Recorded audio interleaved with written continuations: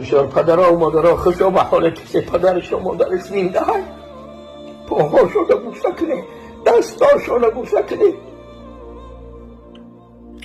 حالا بعضی ما و شما بابای جون یا اچه جون یا ابای جون گفتن یاد نگرفتیم که ابای جون بگیم.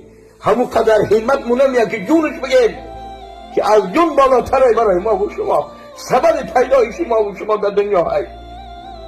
بعضی ما و شما 20 و 30 و 40 سال، بعضی ما تا مردن ما در حولین پدر زندگانی کردیم، از همونجا کلان شدیم، از همونجا نام و نسب گرفتیم، از همونجا ایمان گرفتیم، نماز و روزه گرفتیم، صدقات احسان گرفتیم، از همونجا مسجد رفتن، جنازه رفتن، سر منزل رفتن، تراویح خواندن، تراویح رفتن، صدقه در ماه شریف رمضان بردن، همه چیز از خانه پدر و مادر یاد گرفتیم.